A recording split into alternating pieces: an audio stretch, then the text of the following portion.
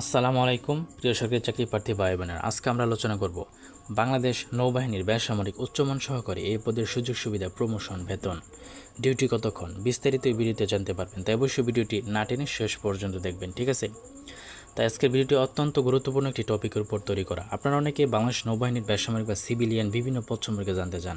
এর মধ্যে অত্যন্ত মর্যাদাপূর্ণ এবং লোভনীয় একটি পদ হল উচ্চমান সহকারী, ঠিক আছে? বাংলাদেশ নৌবাহিনীতে ডিফেন্স বা সামরিক বাহিনীর সদস্য ছাড়া উল্লেখযোগ্য সংখ্যক বেসামরিক জনবল কাজ করেন, যারা নৌবাহিনীর প্রশাসনিক এবং অপারেশনাল কার্যক্রমে অত্যন্ত গুরুত্বপূর্ণ ভূমিকা পালন করেন, ঠিক আছে? তো আজকের এই ভিডিওটির মাধ্যমে আমরা সেটাই জানবো। তো ভিডিওটা একটু লং হতে পারে, তাই অবশ্যই ধৈর্য সহকারে দেখুন, কারণ আপনি যদি আবেদন করে থাকেন বা সামনে আবেদন করবেন। আচ্ছা, শুরুতে আমাদের বোঝা দরকার যে বাংলাদেশ নৌবাহিনীতে বেসামরিক পদ বলতে আসলে কী বোঝায়। বাংলাদেশ নৌবাহিনী মূলত একটি সশস্ত্র বাহিনী হলে বিশাল প্রশাসনিক কাঠামো, হিসাবরক্ষণ, লজিস্টিক্স, অ্যাসেট ম্যানেজমেন্ট এবং দাপ্তরিক কাজ পরিচালনার জন্য একটি শক্তিশালী সিভিল সার্ভিস উইং বা বেসামরিক জনবল কাজ করে। নৌবাহিনীর এই বেসামরিক পদগুলো মূলত মিনিস্ট্রি অফ ডিফেন্স বা প্রতিরক্ষা মন্ত্রণালয়ের অধীনে পরিচালিত হয়। এখানে যারা চাকরি করেন তারা সরকারি গ্যাজেটেড বা নন গ্যাজেটেড স্টাফ হিসেবে নিয়োজিত হন। সামরিক বাহিনী কলা শৃঙ্খলার মধ্যে থেকে সিভিলিয়ানরা তুলনামূলক একটি গোছানো ও নিরাপদ পরিবেশ পান। উচ্চমান সহকারী বা ইউডিএ হলো এই প্রশাসনিক কাঠামোর একটি অত্যন্ত গুরুত্বপূর্ণ ও মাধ্যম গুরুত্বপূর্ণ নির্ধারক প্রশাসনিক পদ।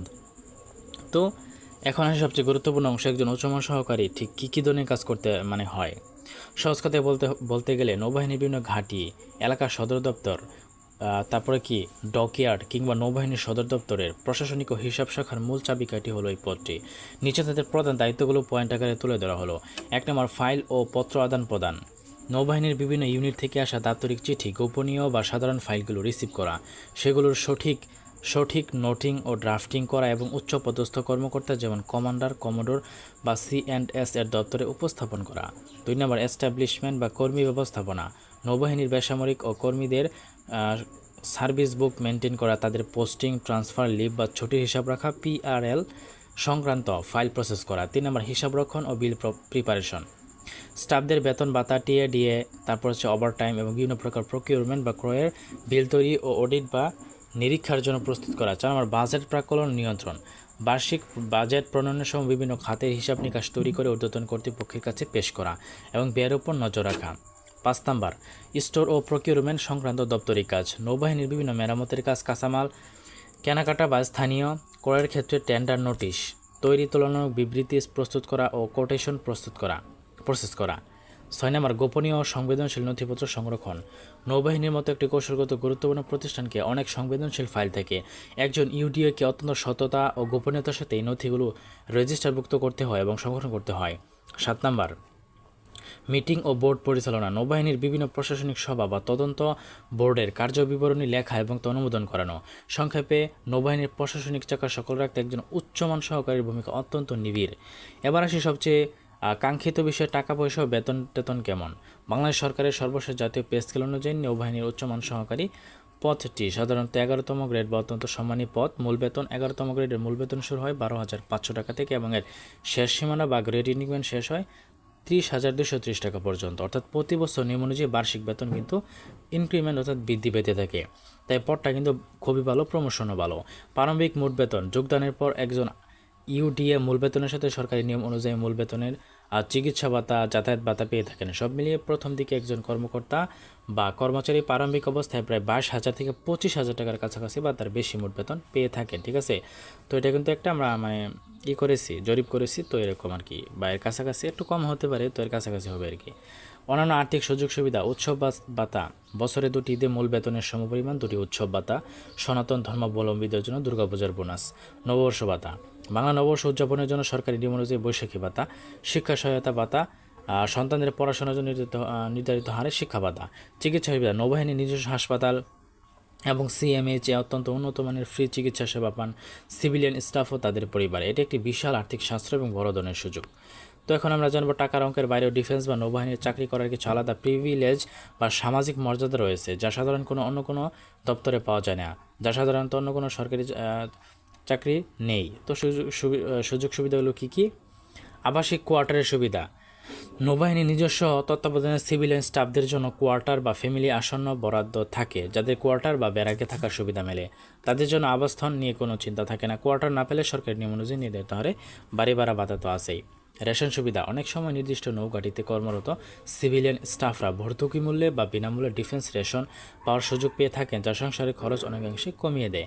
ক্যান্টিন ও বিনোদন সুবিধা, নৌবাহিনীর নিজস্ব নেভাল ক্যান্টিন, শপিং কমপ্লেক্স, ক্লাবগুলোতে সাধারণ বাজারের তুলনায় কম মূল্যে জিনিসপত্র কেনাকাটার সুবিধা পাওয়া যায়। এছাড়া পরিবারের সদস্যদের নিয়ে মনোরম পরিবেশে ঘুরে বেড়ানোর সুযোগ থাকে। নিরাপদ ও সুশৃঙ্খল পরিবেশ, নৌঘাটিগুলোর ভেতরে নিরাপত্তা ব্যবস্থা অত্যন্ত কঠোর হওয়ায় পরিবার নিয়ে বসবাসের জন্য এটি একটি অত্যন্ত নিরাপদ ও শান্তিময় জায়গা হয়। ঠিক আছে, তো পদোন্নতি একটু আমরা আলোচনা করব।